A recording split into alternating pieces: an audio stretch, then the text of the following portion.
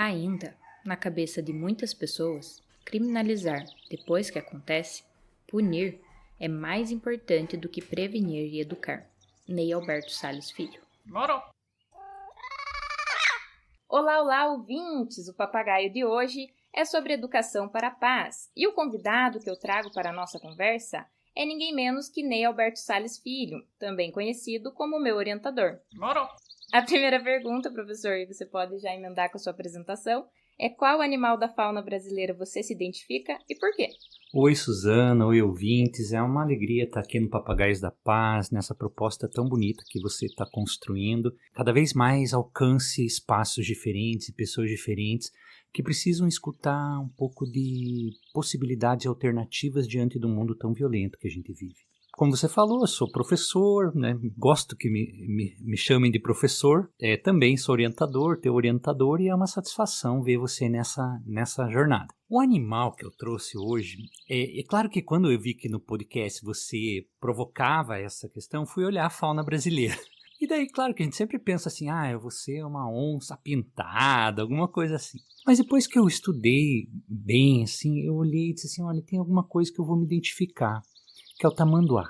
Porque o tamanduá bandeira, ele tem essa característica, primeiro assim, de estar presente na América Central, principalmente na América do Sul. Então, pegar essa ideia de América Latina, que é uma ideia que eu gosto muito, que eu acho muito importante nos estudos, inclusive nos estudos da paz. Segundo, o tamanduá, normalmente quando você olha assim, de começo, parece que ele é muito normal. Até meio desengonçado, né? Então fala que ele tem a língua comprida, que só não tem dentes, então ele parece meio que inofensivo. Mas quando você começa a ver um pouco mais o tamanduá, você vê algumas coisas importantes. Primeiro, que ele fica mais na dele, mas ele reage quando precisa. Essa é uma característica. Ele é um pouco solitário na vida dele. E é um pouco o que eu penso que os seres humanos são, no final das contas. Nós somos mais solitários, a gente vive em sociedade, mas as nossas decisões, as nossas angústias, medos, elas são dimensões solitárias na nossa vida. E daí umas características mais específicas do tamanduá, primeiro assim uma característica ecológica, que como o tamanduá come muito inseto, ele mexe muito na terra, ele sempre está adubando a terra.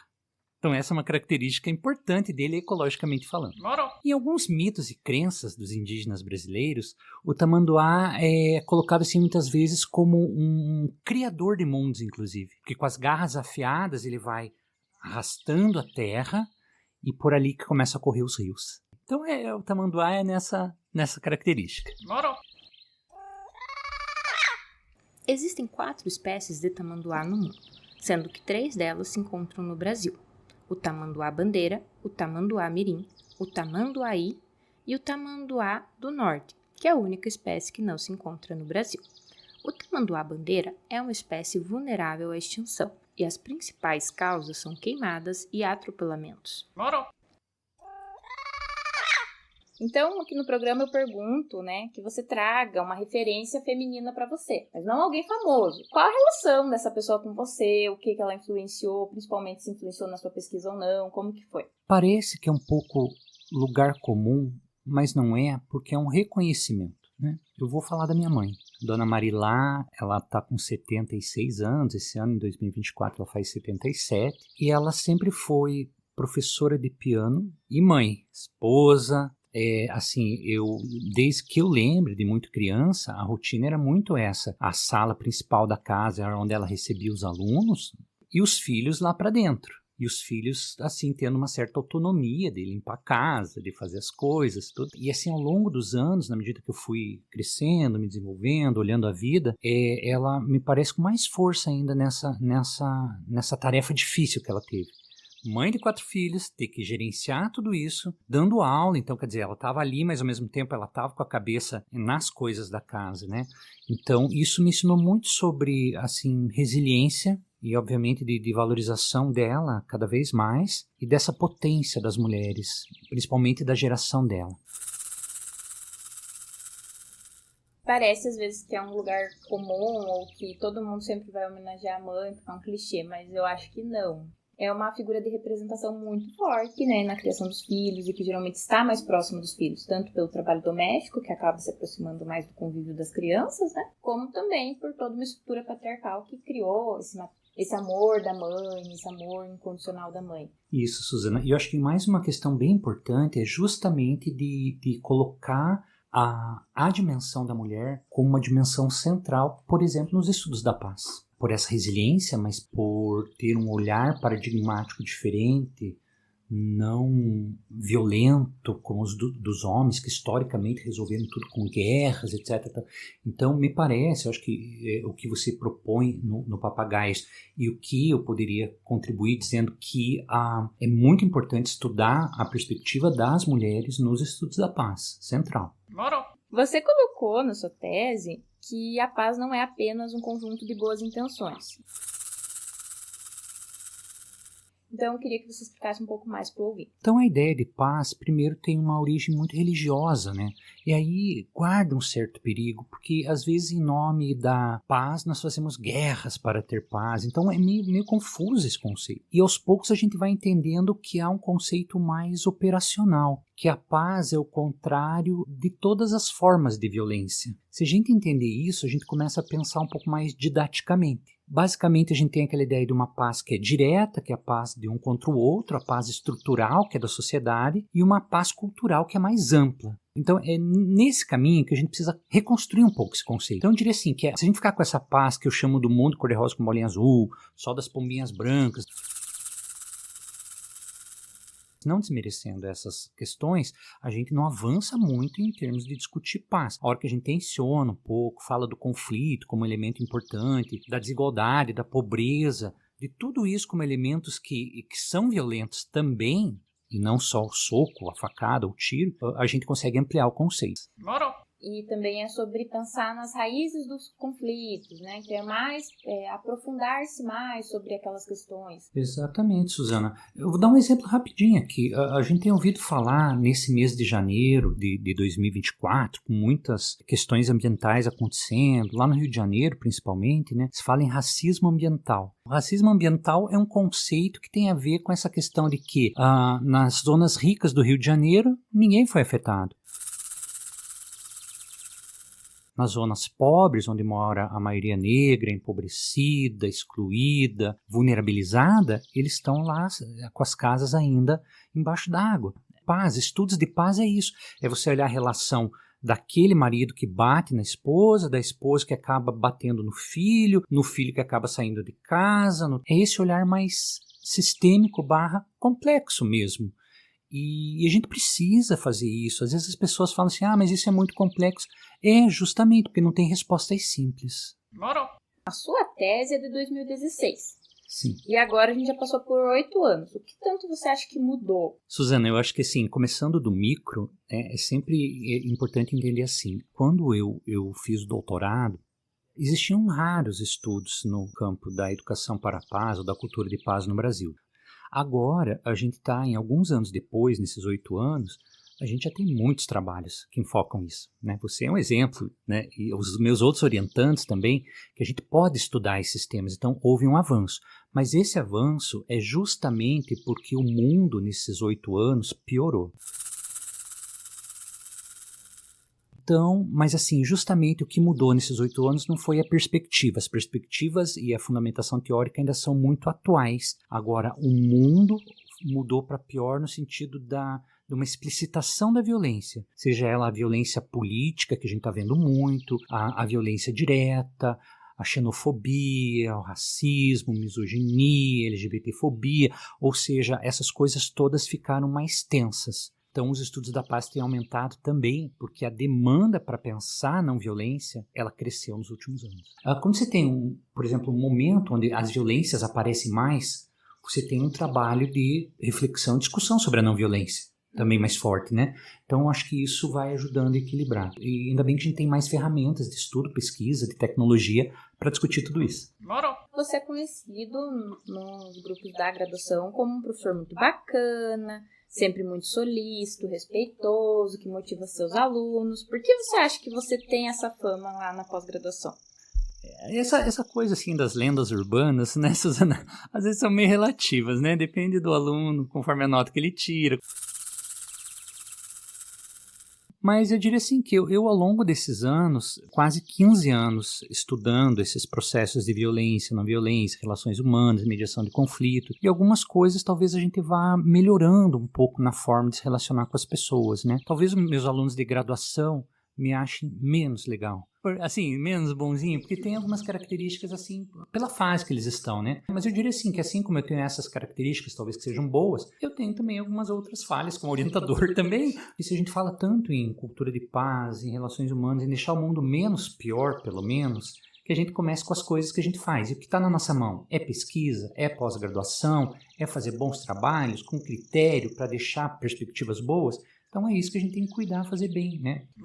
E, prof, no que você dá aula na graduação? Qual a matéria? Isso, na graduação, há muitos anos eu trabalho com a disciplina de estágio supervisionado na área das licenciaturas. Então, o meu trabalho na graduação é ir às escolas onde os alunos da educação física, que é o curso de educação física que eu atuo, vão fazer estágio e vou olhar o planejamento deles, vou dialogar com eles. Então, ao longo desses meus anos todos na graduação, já são mais de 20 anos, quase 25 anos, na educação física é estar em escolas. Então, por isso que o meu trabalho, assim, vamos dizer, a própria tese, ela foi construída pensando no espaço, vamos dizer, educacional. Agora faz bastante sentido, prof. Você tem muito contato, né, dentro da rede municipal. Sim, sim. Uma coisa que a gente percebe que você se preocupa muito, aparece na tese, durante as aulas, quando você tem oportunidade, você sempre fala também, é a questão meio ambiente e a destruição da vida humana na Terra. Você poderia falar um pouquinho sobre como isso se relaciona com os estudos para a paz? Eu começo assim com uma pista mais objetiva, não que ela seja mais importante, mas pela discussão da Agenda 2030 da ONU, que fala dos 17 Objetivos do Desenvolvimento Sustentável, né? Então, os organismos internacionais, desde o século passado, mas principalmente nas 2 últimas décadas, têm falado muito da questão da sustentabilidade. Aqui são várias controvérsias que não cabem nesse podcast, se é desenvolvimento sustentável, é sustentabilidade, etc. Que aqui eu vou tratar assim como o futuro da vida, o futuro do planeta, o futuro da espécie humana. E esse futuro já está chegando, né, Suzana? O que está acontecendo com a mudança climática? Já não é mais mudança climática, as pessoas estão falando que é emergência climática, que já é um ponto de não retorno em relação às questões ambientais. Então eu diria assim que eu coloco ela e relaciono com a Agenda 2030, primeiro porque a agenda ela mostra que não é só árvore, diversidade da vida humana, não é só mar, é também, mas é moradia sustentável, emprego digno, é condição da espécie sobreviver. Então essa dimensão ambiental, que eu acho até mais adequado hoje o termo socioambiental, ele é o que a gente precisa discutir no foco da cultura de paz. Porque não adianta nada falar assim, eu tenho que ser bonzinho, a Suzana tem que ser boazinha, tem que ter Deus no coração. Tudo bem, reconhecemos tudo isso, mas isso não faz com que a gente tenha atitudes concretas, porque as projeções para os próximos 30, 40, 50 anos são dramáticas. Quando eu estava estudando no ensino fundamental, a gente falava aquecimento global. Exato. Esse ano eu já percebi que o novo termo é ebulição. Então a gente já passou do aquecimento, a gente já está no período de ebulição. Infelizmente, né, essa situação ela vai levar à extinção da vida, mas a gente tem que pensar qual vida. As vidas que serão ceifadas são as vidas pobres, são as vidas periféricas, as marginalizadas, aqueles que não se introduziram ao capitalismo da forma com que ele se propõe. E aí eu sempre lembro uma coisa que as pessoas noticiam, né, no jornal. Morreram tantas pessoas de frio essa noite em São Paulo. Morreram tantas pessoas de calor na Espanha. Né? Eu penso assim, as pessoas não morreram de calor, as pessoas não morreram de frio, elas morreram de capitalismo. Exato. E principalmente com o negacionismo que as pessoas têm com essa pauta. Porque já deu, né? Eu, assim, sendo um pouco mais incisiva, já deu. Porque se eu com 14 anos conseguir pensar nisso, não é possível que um marmanjo com 30 e poucos não consegue pensar. Exato, Suzana. Olha, vou dar um exemplo bem concreto. Eu falei do tamanduá. Então, quando eu fui olhar os animais da fauna brasileira, etc., você começa a ver, né? O tamanduá tá extinto no Uruguai, tá extinto na não sei aonde. A onça tá extinta não sei o que lá. A arara, né, tá extinta. Palestinos estão sendo extintos nesse momento em Gaza. Né? Claro que aqui eu acho que cabe um parênteses, ter que fazer uma discussão mais ampla, está acontecendo, né? A gente precisa entender que essa relação da violência, da paz, quando a gente fala assim, uma paz que é mais direta, uma paz estrutural, uma paz cultural, uma paz ambiental, que algumas teorias falam, a gente está falando da sobrevivência da vida. E a vida, para sobreviver, ela precisa não só ter um meio ambiente adequado, mas precisa ter comida. Ela precisa poder ter sonho, inclusive. Então não é só questão objetiva, né? Ela precisa poder sonhar o que ela quer ser na vida. Por isso que eu acho muito importante que as pessoas entendam, os ouvintes entendam, que há uma complexidade nessa análise, mas a gente vai tratando ela didaticamente nas pesquisas. Obviamente que há uma necessidade de aprofundar em pesquisas mais da questão de crianças, adolescentes, jovens, mulheres, né, racismo, etc.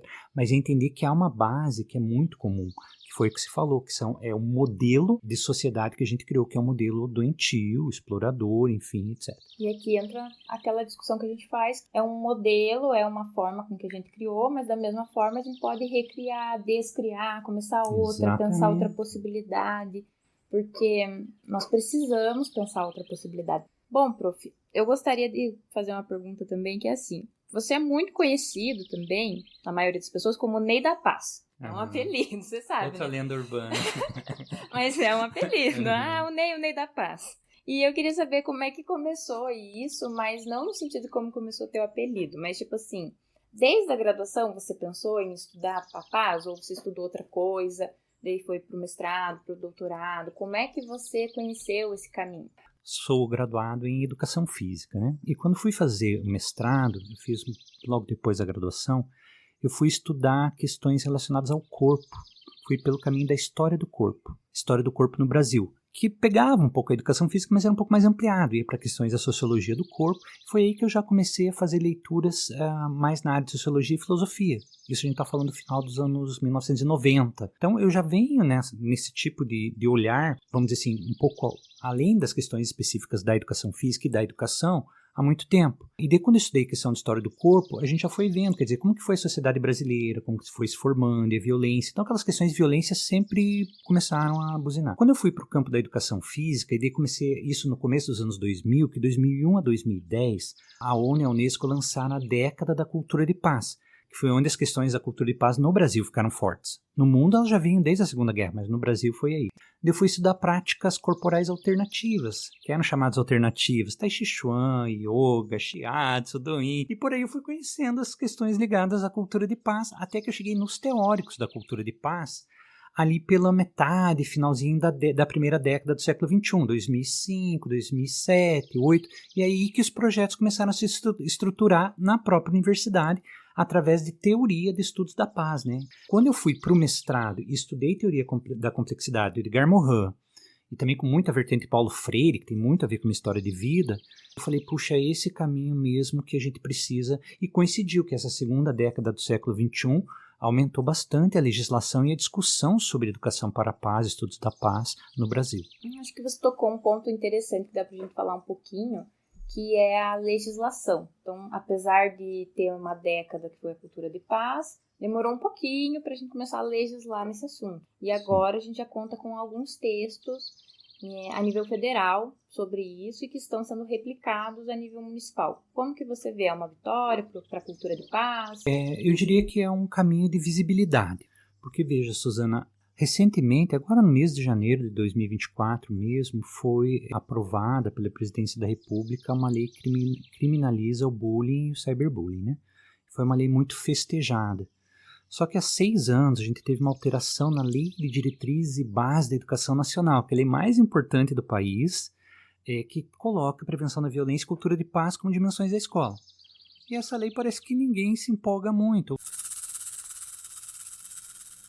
Ainda na cabeça de muitas pessoas, criminalizar depois que acontece, né, punir, é mais importante do que prevenir e educar. Estar na legislação é um primeiro passo. E já tem operado algumas mudanças significativas em estados brasileiros, em muitas cidades brasileiras, às vezes com aquela ideia ainda da paz do mundo cor-de-rosa com bolinha azul, e não de uma metodologia da paz. Mas esses avanços estão acontecendo. Então, o fato de estar na legislação por si não resolve, né? Mas já é uma visibilidade. E essa questão é importante, Suzana, porque quando nós falamos ali, né, podemos pensar diferente essa sociedade violenta? Não só podemos, como isso já acontece. Quantos projetos de educação ambiental, socioambiental existem? Quantos projetos de prevenção de violência contra a mulher, violência contra a criança, LGBTfobia? Ou seja, essas coisas já estão. O que o Edgar Morin, ele diz assim, essas micro-revoluções, elas estão germinando pelo mundo.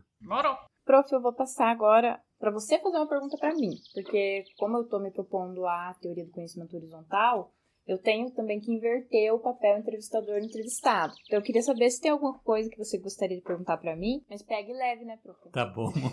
Não vou fazer pergunta de orientador. Quantas páginas você já escreveu? Isso. Você fez uma dissertação, né, que foi orientador, que você falava da questão das mulheres, da violência contra a mulher. E a ideia inicial do doutorado era um pouco para a segurança pública. Como que foi esse start que você disse assim, olha, essas questões da cultura de paz, elas são coisas que eu quero fazer mesmo. O que eu sempre digo, a gente vai falando, as pessoas escutam uma vez, duas, eu já escutei pessoas falando assim, Já é a 4ª palestra que eu assisti com o Ney. mas não adianta assistir 200 palestras se a pessoa não se sente, né, ligada com aquilo, né? Então me conte. Primeiro, eu sempre tive essa questão dentro do direito de enfrentamento ao Estado normativo. Então, desde o começo da graduação, eu nunca gostei desse papel do Estado normativo. E opressor, né? E aonde isso se desemboca mais forte é na segurança pública, que é quando a gente vê a violência direta do Estado, né? Porque as outras acontecem todo dia, mas ali você vê a violência direta. Pegada ao movimento feminista e também trabalhando no Clube Maria da Penha, eu comecei a trabalhar com a segurança pública, mas a partir da perspectiva da Lei Maria da Penha. Então, segurança para mulheres que estão em situação de violência doméstica ou familiar. E ali eu descobri que eu gostava muito de trabalhar com isso e ganhava muitos feedbacks positivos, então eu gostei. E isso me motivou tanto no TCC quanto depois para a inscrição do mestrado. No mestrado, como eu coloquei no primeiro podcast, eu só coloquei o pezinho na cultura de paz, né? Eu não quis mergulhar, não me sentia pronta para fazer isso ou não me sentia assim confiante para fazer o podcast. Ou para trabalhar com cultura de paz em específico. Então, eu ainda queria trabalhar com a segurança pública. As pessoas falavam sobre segurança pública, mas não falavam sobre paz. Então, se falava sobre os problemas da segurança pública, mas não se pensavam alternativas relacionadas à paz. Se pensavam outras alternativas. Ali foi me comentando essa ideia. E outra coisa que também me fez foi que eu estava trabalhando no serviço público. E ali eu percebi o quanto faltava também a política pública falar sobre paz, entender isso, colocar isso dentro das instituições, porque as instituições estão esvaziadas de valores. Sim. E eu acho que, por fim, a última coisa que me fez ter o start de segurança pública, não. Acho que comunicação para a paz foi eu entender a finitude da vida. E agora, quando você fala isso, me vem uma recordação também importante, que eu acho que está um pouco nessa base, né? Dessas questões mais pessoais. Eu tive uma pista dessas questões quando meu pai faleceu, já há 25 anos, e que realmente são aqueles momentos que dizem assim, tá, mas o que vale a pena mesmo na vida? Puxa, vamos tentar construir uma história, uma biografia, alguma coisa que vale a pena. A gente não tem certeza se vai valer a pena, mas o que não dá é para continuar fazendo igual. Não dá para a gente continuar tentando acabar com a violência com mais violência. Essa fórmula não tem funcionado. É só a gente assistir o jornal. Não tem funcionado. Então, quer dizer, entre não funcionar e fazer alguma coisa com mais esperança e tentar construir ou reconstruir, eu prefiro a segunda via, que eu acho que é o que se falou, né? A gente prefere essa outra via. E eu sempre fui muito da prática, assim, né? Uma coisa que eu acho que pra mim nunca funcionou foi, na prática a teoria é outra. Não, pra mim a teoria e a prática tem que estar ali. Isso, exato. E não coisas apenas que eu costumo dizer por ter um umbigo, né, Suzana? Que faz parte da nossa vida ter um momento de ensimesmamento, vamos dizer assim, né? Sim. Olhar para as tuas coisas que você tem que resolver, teus problemas ali e tal. Mas a vida é maior que isso, né? Como que, no nosso caso, que é produção de ciência, como que você consegue colocar outros elementos para pensar a ciência no século XXI, onde o cérebro mudou, onde a tecnologia cai direto na... Então a gente precisa pensar esses temas. E quando a gente acaba reproduzindo muito, inclusive algumas teorias, a gente acaba caindo nos mesmos erros. Quadro Papagaiando. Como construir a paz na ciência? Para responder isso, eu vou considerar bastante também o conceito de conflito, né? Porque a construção da ciência é esse processo de conflito, né? De diálogos diferentes, teorias diferentes, metodologias, abordagens que vêm de características diferentes, né? E uma ciência, e aqui eu vou ainda cortar um pouquinho para o campo das ciências humanas e sociais, é justamente questionando um pouco alguns pré-concebidos que a gente tem de modelos teóricos, de modelos de análise. Não que eles não sejam importantes, não tenham o seu papel, mas é colocar junto a eles outras possibilidades, que são as metodologias que vêm com essa perspectiva de complexidade que a cultura de paz faz, de poder olhar diferente, fazer novas perguntas sobre os novos objetos de pesquisa, para que a gente não tenha, por exemplo, 100 dissertações que vão estudar com os mesmos referenciais teóricos e que daí elas vão ficar... O que muda só? A população referência. Isso é importante? É, mas não traz perguntas mais amplas. Isso é um risco para a ciência.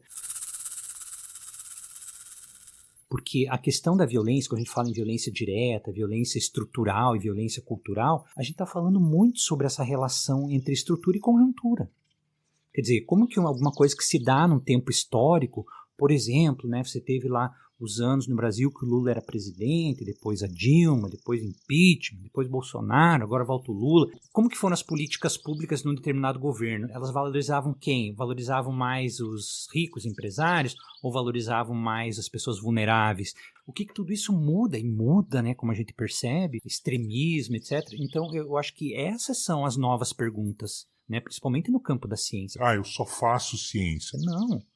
A gente está fazendo ciência olhando para o mundo real. E voltando também para a questão da ciência, acho que tem que lembrar aquela pergunta do Paulo Freire, né? A serviço de quem? Exato, e a serviço do quê? Porque essa pergunta você tem que ir fazendo aquele famoso mas por quê? Mas por quê? Então, eu estudo, sei lá, bioplástico, mas por quê que você estuda bioplástico? Exato. Eu estudo bioplástico por causa disso, mas por que isso? Se você terminar a tua resposta em o meu orientador pediu, repense. Exato, né? Repense, exato. será que é isso mesmo que você quer produzir? Que você quer gastar o teu tempo fazendo? Então, acho que essa é uma dica, Suzana, que eu dou, né? eu fechei um pouquinho quando eu respondi das ciências humanas e sociais, né? Mas você provocou bem, é justamente isso. Cada área específica da ciência que pareça microscópica, ela precisa responder a um dado da realidade. Bom, agora no quadro Dica Cultural, eu peço que você dê uma dica, né, professor? Já deu várias, mas fale um livro, uma música, um filme, série, alguma coisa que você esteja assistindo. Para o pessoal de casa que gostou, que quer saber mais, também possa ouvir, possa procurar. Pensei em 1 milhão de coisas, né, Suzana, mas não dá tempo. Eu vou dar uma dica, assim, pessoal e de verdade, assim, na humildade. Se quem quiser dar uma olhadinha na minha tese ou no meu livro... Como a gente está em janeiro, quem for escutar em janeiro esse podcast, ainda estiver mais ou menos em férias, eu também não vou deixar nada muito específico, mas eu diria assim, gente, criem o hábito de assistir filmes de ficção científica, esses pós-apocalíptico, mas não com olhar mais de ficção científica, com olhar de realidade, que é o que a gente já está vendo no mundo real, em vários países, né? A questão da democracia em risco, a das guerras. E agora, infelizmente, a gente já vai se despedindo, né, prof?